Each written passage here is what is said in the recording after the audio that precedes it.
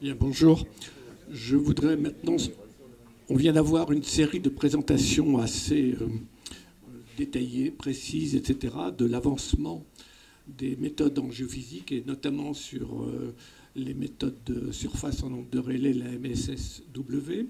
Donc cette fois-ci, je voudrais, pour amorcer la discussion, je voudrais qu'on parle un peu de la démarche géophysique. On est à une assemblée de géotechniciens et de géophysiciens. Il me semble que la démarche géophysique est en fait une démarche commune aux géophysiciens et aux géotechniciens. Donc, qu'est-ce qu'on a en géophysique?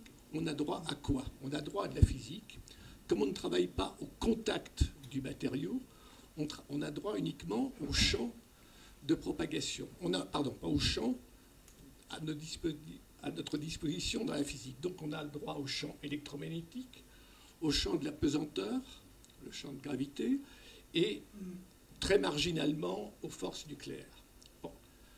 Pour que ce soit utile pour notre problème, il faut qu'il y ait une corrélation entre le problème qu'on se pose en géotechnique ou sur un ouvrage d'art et les mesures physiques que l'on peut faire dessus. Donc, on a à notre disposition, comme on vient de le dire, les méthodes électromagnétiques et les méthodes dérivées de la gravité. Donc, les méthodes, ça je ne vais pas m'appesantir, mais donc on a les champs électromagnétiques qui est caractérisé par sa fréquence.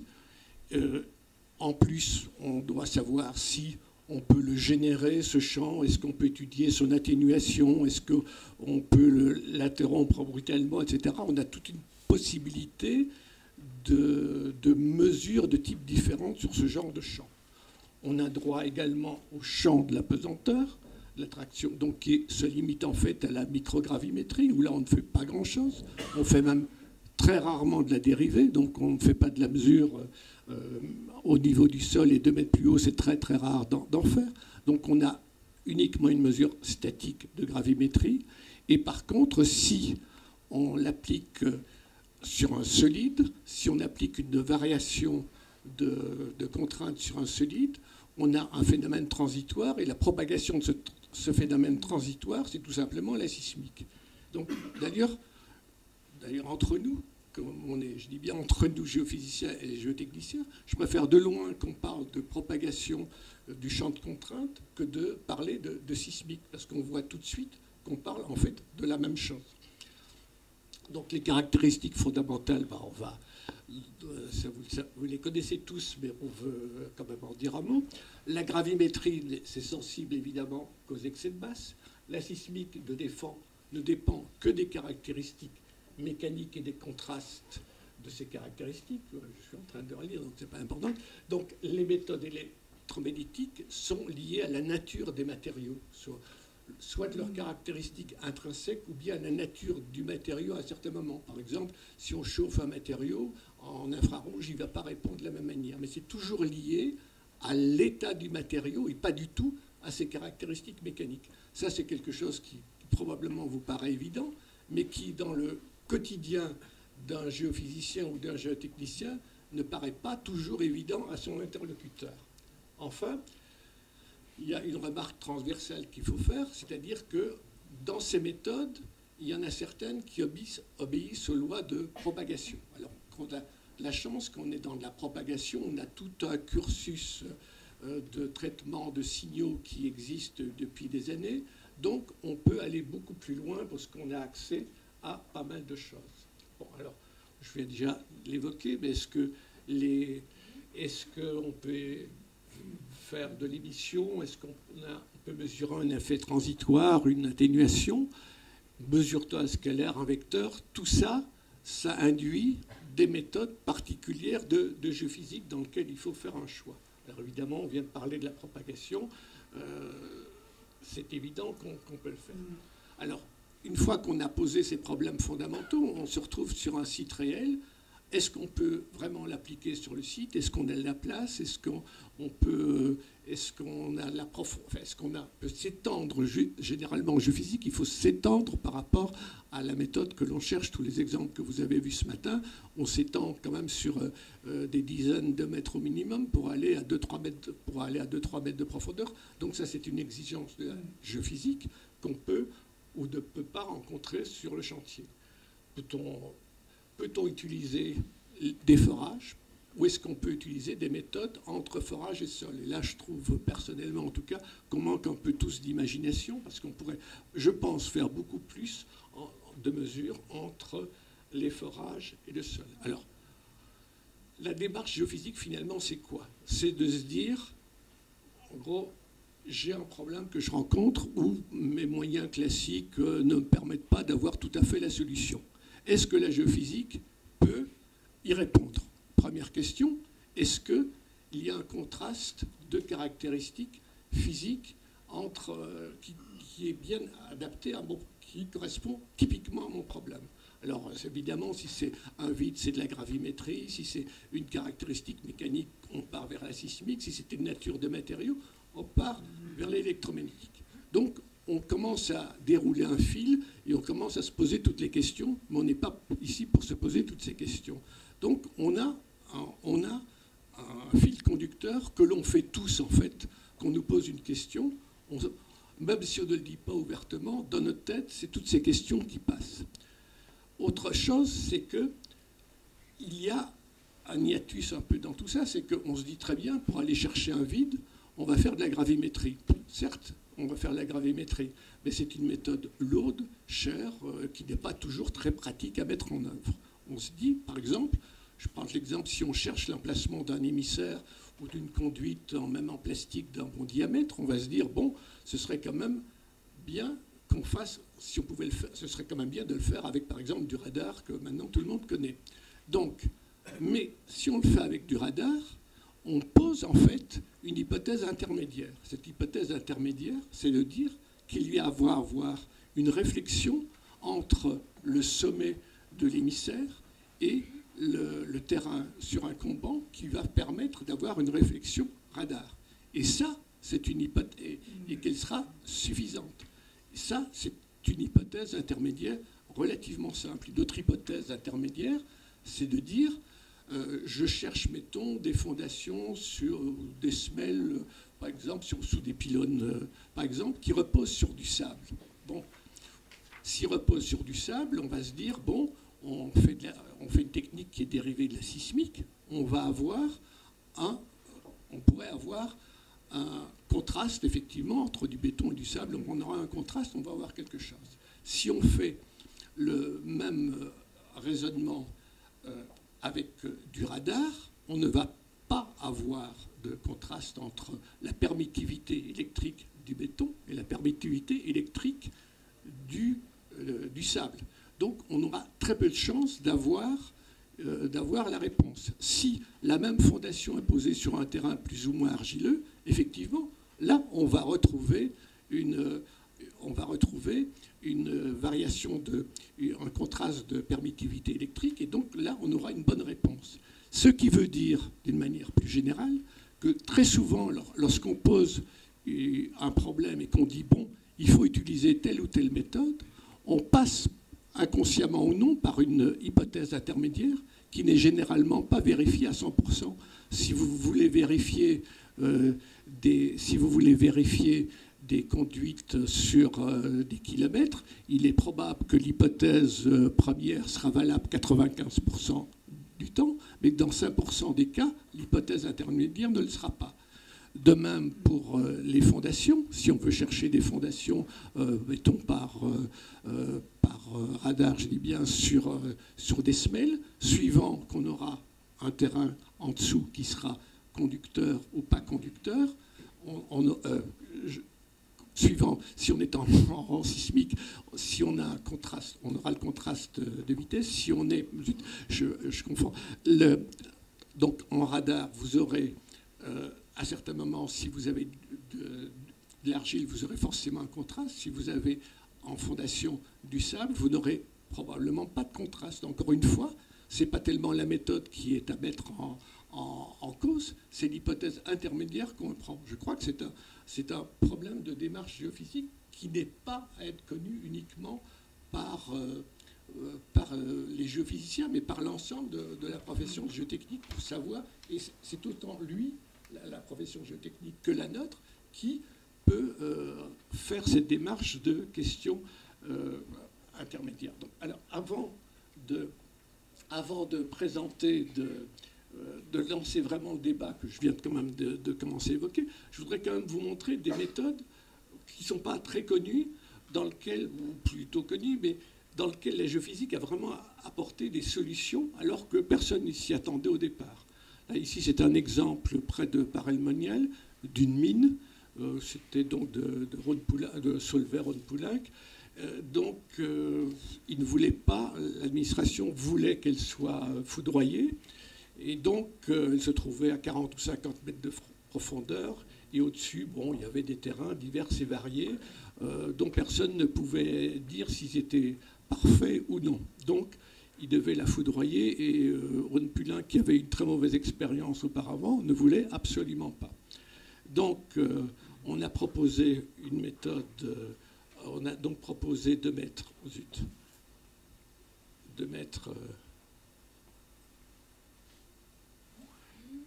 je vais voir si le pointeur, j'arrive à le faire fonctionner. Ouf, pas terrible. Voilà. Donc ici, on a mis un hexagone avec 7 forages, un forage central et 6 forages latéraux. 6 forages latéraux. Et donc, à partir de ce système, on avait droit à 3 fois 6 panneaux sismiques. Donc les 6 rayons, les 6 côtés et les 2 triangles qui ne sont pas dessinés là-dessus. Donc on avait 18 panneaux sismiques. Donc ce qu'on a fait, c'est du Crossall, un système de Crossall là-dessus, qu'on a interprété à la fois en temps et en fréquence. Alors ici, on est très loin des ondes de surface. On générait vraiment de l'onde de compression et de l'onde de cisaillement. Donc vous voyez que les signaux sont relativement propres. Et donc, c'est pas tellement... Enfin, donc vous voyez à droite que les fréquences qui passent sont... Zut,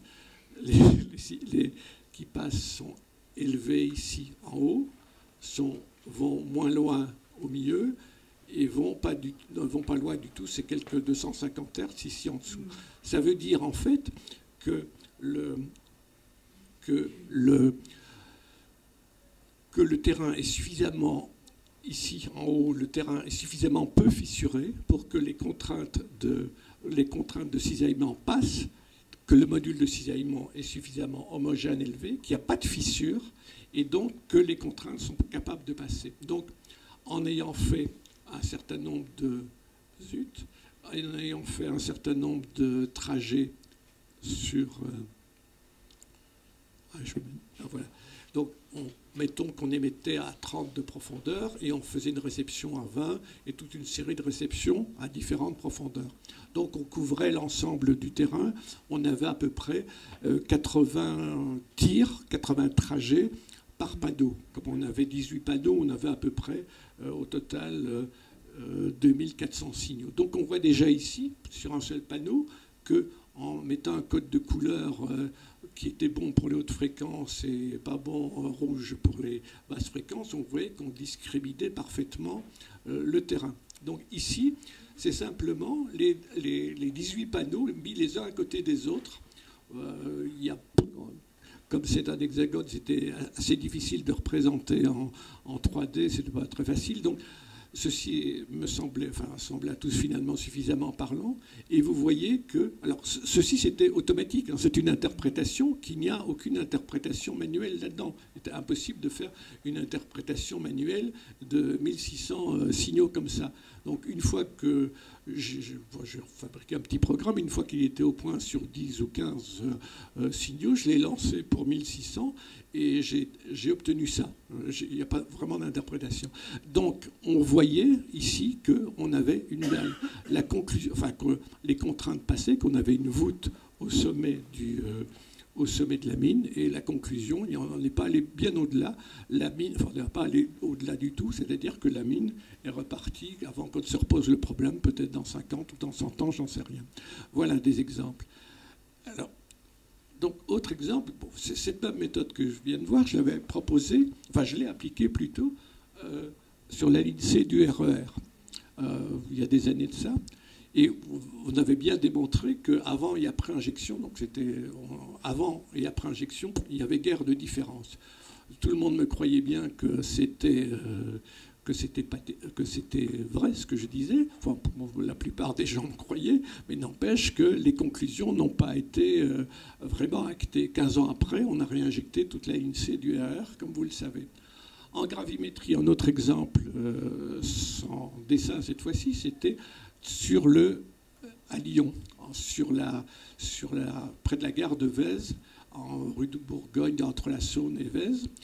La gravimétrie a mis en évidence des vides qui étaient difficilement, qu'on vous pouvez difficilement mettre en évidence en forage. Les forages trouvaient un vide ou pas, mais je ne pense pas qu'ils en trouvaient, qui étaient capables d'émettre, de dessiner le plan des cavités, ce qui a permis de faire la gravimétrie, en tenant compte notamment des bâtiments, ce qui était très important, enfin, ce qui était fondamental de pouvoir faire ce traitement en milieu urbain. Conclusion, le tracé de ligne a été modifié.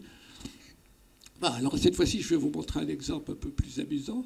Alors ça, c'est un exemple de mon côté. Donc c'est sur les Essarts au nord, non, au sud de Rouen. Donc c'est un plateau avec 8 mètres de sable, pour dire quelque chose, sur de la craie, en dessous probablement une marnière. Il y avait donc formation du fontis, formation d'un fontis, ici que vous voyez. Hop, hop, hop, hop, hop, hop, hop. Ça y est, ah là là là.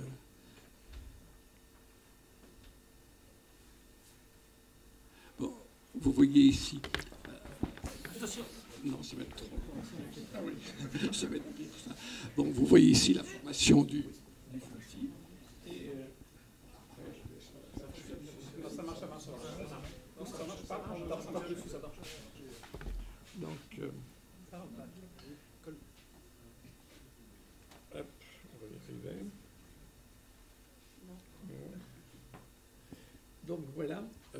Donc voilà, donc il y a eu logiquement un éboulement. On a fait de la gravimétrie dessus. En fait, j'ai fait de la gravimétrie dessus. Et j'avais tout calculé. On avait tous les moyens de calcul qui étaient corrects pour faire ça. Et donc, j'avais conclu très nettement que le vide était rempli, qu'il n'y avait plus de problème. Le rapport à peine avait-il été enlevé qu'on nous signale qu'il y avait eu éboulis. Donc, effectivement, la stabilité de la pente n'était pas bonne, donc le terrain s'est rempli. Donc, j'avais effectivement, géophysiquement raison, mais géotechniquement tort. Donc, on voit bien que ça ne suffit pas de conclure dans une méthode, il faut avoir l'ensemble de données présents à l'esprit pour conclure vraiment. Bon. Donc, pour lancer la discussion, je disais qu'on peut amener la géophysique peut amener des résultats fondamentaux. On vient de présenter un ou deux exemples, mais il y en a d'autres. Mais il faut encore que la question soit posée aux géophysiciens. Je pense que ce qui est plus important aussi, c'est que les géophysiciens et les géotechniciens travaillent ensemble d'une certaine manière à ce qu'on apporte les bonnes solutions aux donneurs d'ordre. Notamment, ce qui est compliqué, c'est justement les appels d'offres qui souvent amènent à donner des schémas, des reconnaissances absolument systématiques dans lesquelles on ne peut pas s'en écarter et qui souvent, on se rend compte en tant que géophysicien durant la mission qu'au fond, ce serait quand même pas mal de faire autre chose là-dedans. Alors, souvent aussi,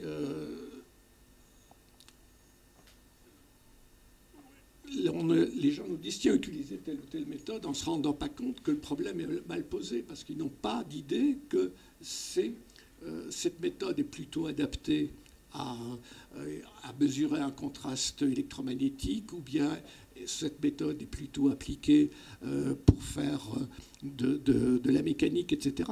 Et ça, je pense que là, ensemble, tous ensemble, parce que là, pour nous, c'est familier, il y a un progrès à faire, aussi bien entre nous qu'envers les clients. Donc voilà, c'est un petit peu ce que je voulais dire pour lancer la discussion entre nous. Voilà. Si vous avez...